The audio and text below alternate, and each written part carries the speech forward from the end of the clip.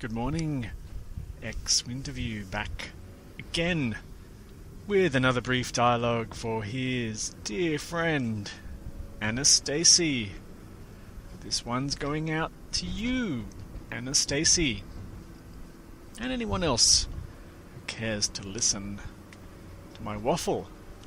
Once again, apologies for the audio artifacts of driving in the background as I cruise along on a overcast, cool Saturday morning. Not what I was hoping for, really. I was looking for some sunshine and a bit of surf, but looks like the surf gods, I don't know what they're doing, punishing me personally.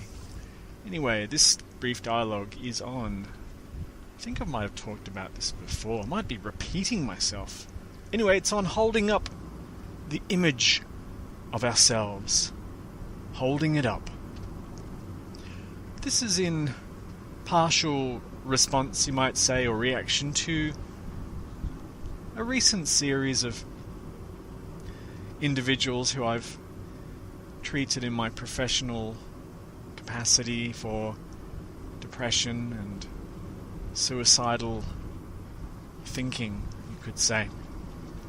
It's a fairly typical pattern, one that most people are not immune to. In fact, I would say that everyone is prone to the mechanisms which I'm about to describe.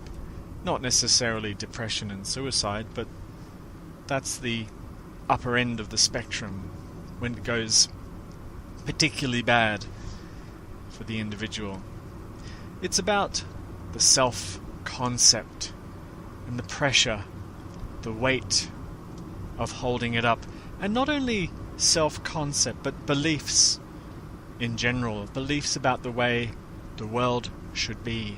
The way that life is, as far as I'm concerned, is a belief. And there is an energy of sorts, a psychic energy, we'll call it, that maintains beliefs.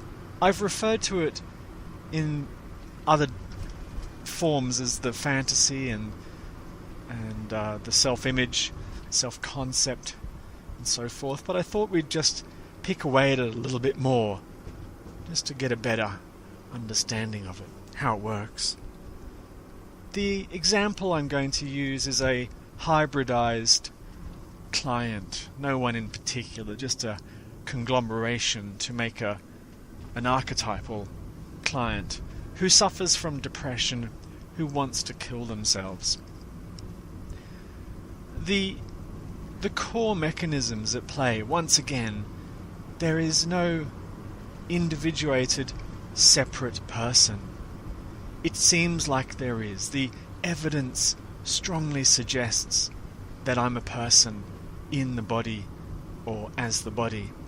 But it's all held together with a kind of how would I say it? A two-pronged attack, for want of a better word. A very powerful belief, which is part of it, and the somatic, reflexive body sense that is in concert with that belief. The reason I wouldn't say it's just a belief is that might imply we'll just change your belief and everything will be hunky-dory, so to speak. It seems that there's a lot more going on that could be to do with the body or primal functioning of the brain, if you like, that give that powerful sense of identity and individuation, more than just a simple belief system. The self being vulnerable in this way, as in flimsy, not really there. Oh, I wonder if I should stop and get a coffee. Yes, I might do that. The self... Sorry, that was a little aside to myself there.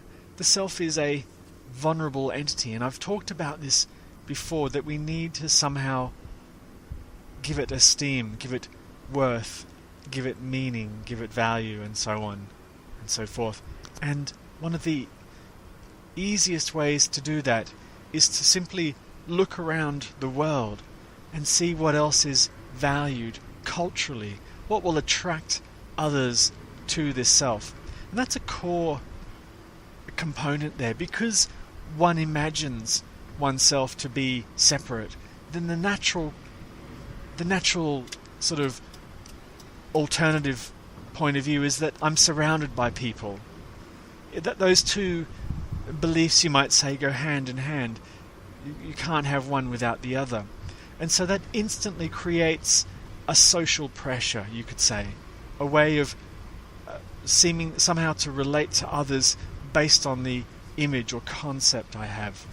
So it's not simply I'm here and you're there, but it's more like, what type of person am I relative to what type of person are you? And then we get into a more fascinating realm of how groups cluster, or people polarize or attract or whatever around, you might say, common interests, but I suspect it has more to do with some of the more fundamental belief structures, that you polarize away from that belief structure of mind that does not in some way harmonize with your own, and gravitate towards that which is more in sync, you could say, with your own beliefs and ideas about life. And then you do your darndest to hold yourself to those ideas that you have. The risk for the individual is that if I somehow drop the self-image or the concepts I have about myself, I'll die. I'll be worthless. I'll be meaningless. Life will be not worth living to some degree. This is a very, very powerful idea, and a total misconception, and in fact you could even say in some ways a very dangerous mode that the mind gets into. And this is what I see in the clinic quite frequently, a struggle to uphold this image of myself that I can't do anymore, and I'm now collapsing. The seeker does this periodically, I would suggest, in most people's lives, but the collapse is not usually catastrophic. It's probably more in line with having a bit of a down week, or you could even have a real off year as you relearn to identify yourself and reconstruct yourself after something couldn't be upheld any longer. You see it in life transition events quite commonly, and often in professional athletes, or at least people who operate at a high level of achievement in some endeavour, when their skills start to dip, or when someone takes their crown, you could say, they don't know themselves as a master anymore, as a number one, or as an expert. They have to find something else to latch onto, you could say. I was the champ, and now I'm, on the decline. I'm not even the champ anymore. I can redefine myself as the coach, perhaps, or the underdog, always looking for a comeback, fading hero, you could say. Anything but the awful realization of not being the champ anymore. For young people, adolescents, you might say, there's a lot of image pressure that goes on in their lives, to look a certain way, to be cool, to be cutting edge, to be of the moment, all those things, to be popular. You see that across most cultures, and to not be those, to be unable to find an image in that, is often a cause for depression and sadness, or to lose one's position often leads to great collapses in the mood. So what is this great weight? This pressure is not just in the big, broad self-concepts that people hold for themselves. It can be quite subtle in many ways, little tiny things. You might find it in your professional identity. You'd find, for example, let's think of one. You hold yourself as a bit of a person who's reliable, perhaps, in the office. I'm going to pull off and get a coffee. That's what I'm going to do. That would be awesome. Yeah, the person who's reliable in the office, or the person who has a bit of an expertise in some particular thing at work where you're valued for that. What would happen if you admitted that you weren't the expert, that you didn't know very much, that your skills were limited? What if you were to be that person who didn't know what they were doing at work? Hold that thought. Back in a sec. Okay, got my coffee. Can't remember what I was saying though. I said memory. We'll figure it out. Well, I was talking about the self-image and holding it up. It's not just the self-image, it's a lot of beliefs about life as well. And I think I was talking about being at work and being the expert, and what would it be like not to be the expert? To be the one who doesn't know anything. Imagine that. Imagine being the person at work who doesn't really know what they're doing. How would you feel? How would you feel letting go, surrendering, you could say, the image of yourself as a competent employee? Could you live in that insecurity, that uncertainty every day? If you, as you listen to that, think you could not, you will now have a sense of the psychic energy holding yourself up. I'm not suggesting that you should surrender it, but that's just a way to get a taste of it.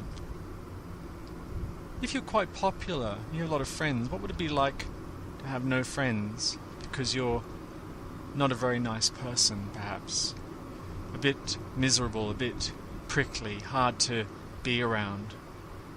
What would that be like, to let go of your image of being a nice person?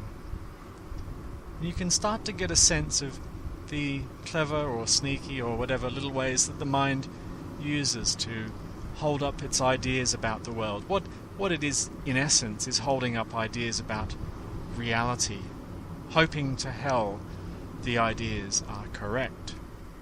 Of course, they're not correct at all. They're just beliefs, they're ideas. They're, you could say, energy patterns that appear in this magnificent mystery. They appear, they swirl around, they contract, they dissipate. And we feel that very powerfully. We have a very powerful experience of beliefs in our daily life. There's a common belief that we live in a world. That's a belief. There's a material, solid world, and I'm standing, or in this case driving, on top of it. And now, because I believe that, I have to squash, you could say, everything else to fit that model. It doesn't always fit though. Sometimes the model is imperfect, doesn't make sense. So I have to pretend that certain things didn't happen, or minimize things to keep that model safe and secure. The crushing weight though, these beliefs and these ideals, concepts, etc. require energy, require a constant mental vigilance, you could say. No one does that mental vigilance. You might even just say it's brain functioning. It's brain functioning.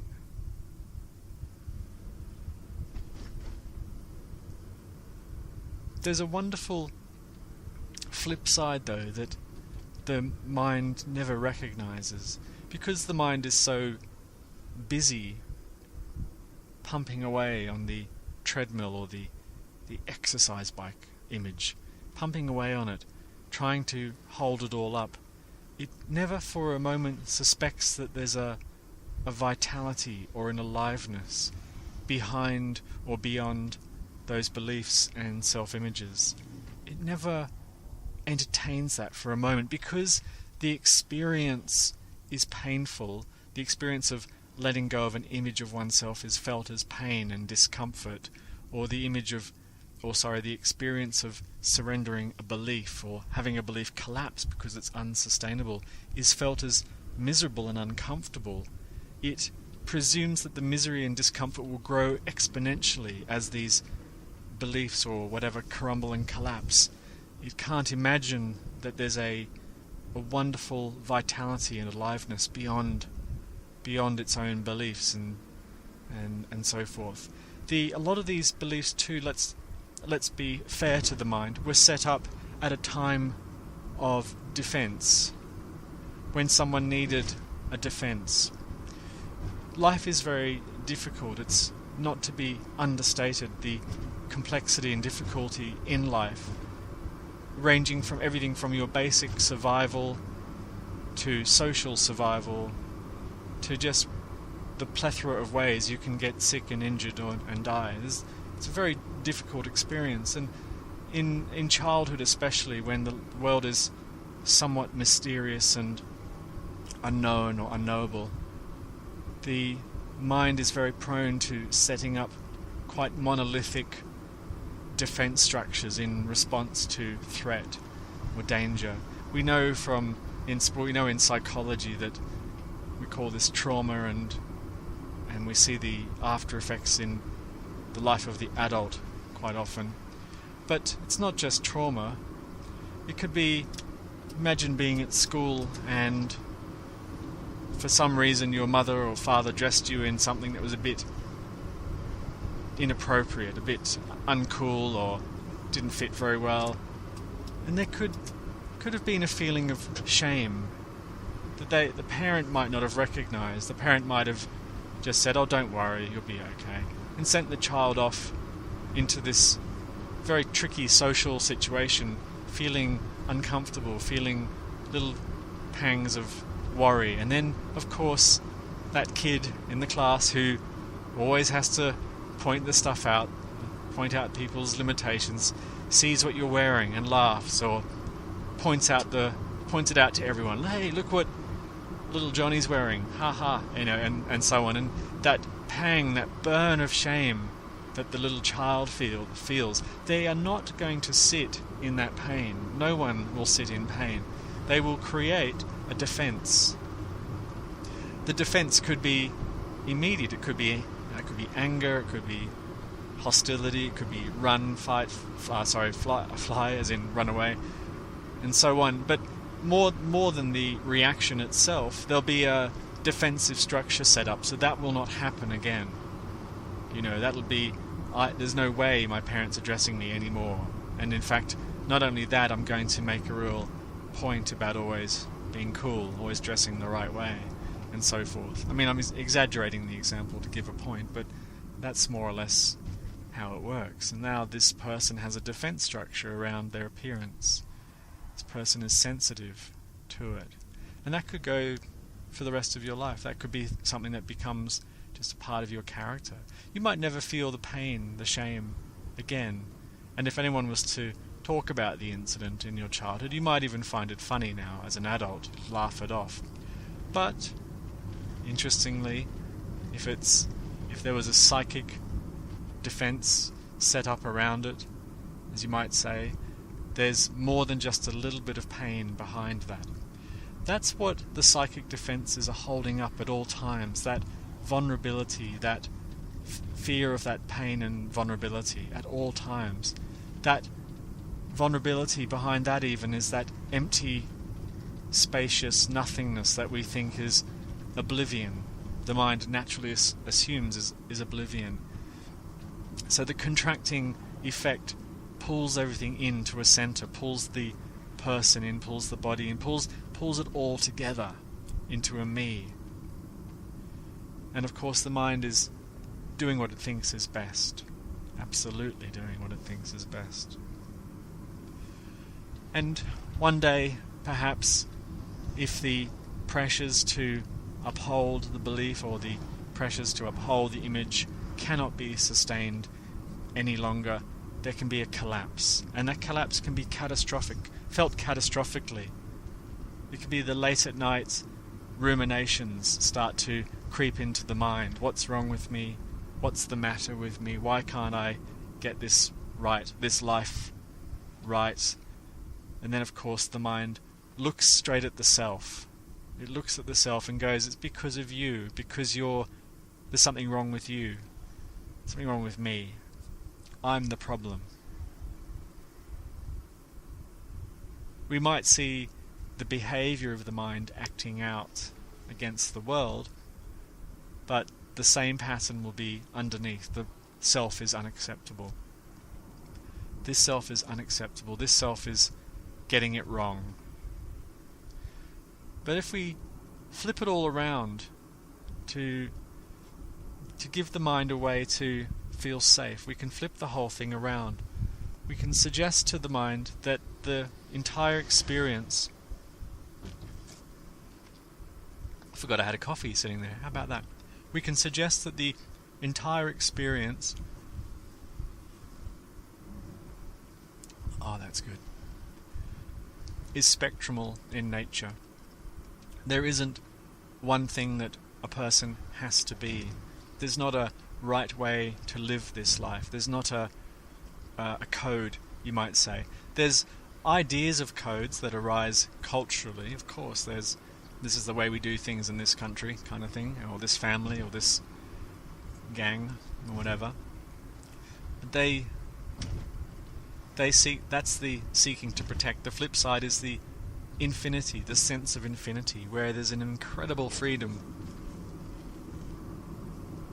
to be anything, to feel it all, to feel vulnerable, to feel limited, to feel amazing, to feel fabulous, to feel concerned, to feel devastated, to be everything, in fact. To be that lonely loser, to be that confident person, to be that cocky know-it-all, to be that humble little saint that wants to help all the orphans, to be the grumpy old fart, to be the everything, the full spectrum. The mind often rejects the spectral nature of existence. It wants to be one thing. It wants to know itself singularly and hold on to that forever and ever. Obviously that's safe, that's predictable, that's knowable. Forgetting that, or not forgetting, but not even realizing there's an incredible freedom beyond all those concepts. And that's the challenge often in the clinic, to when that person comes in, they've collapsed, so to speak, under the weight of their own self-concepts. They complain that no one likes them, they complain that they've messed up their lives, they complain about it all, and even the idea that they haven't done that, it's impossible, is rejected out of hand. Totally rejected. It can't be entertained even, at least initially. And the body of clinical work is often around very gently, picking away and finding that incredible sense of freedom that's hidden behind the limiting self-concepts that have been crushing. Not crushing anyone, which is the funny thing, but just crushing. Anyway, I got to enjoy this coffee. Looks like the clouds are parting, no doubt due to the impact of my incredible divinity, making the weather perfect for the rest of mankind. No doubt. Hope everyone else is having a good weekend. Comments, as usual, are welcome.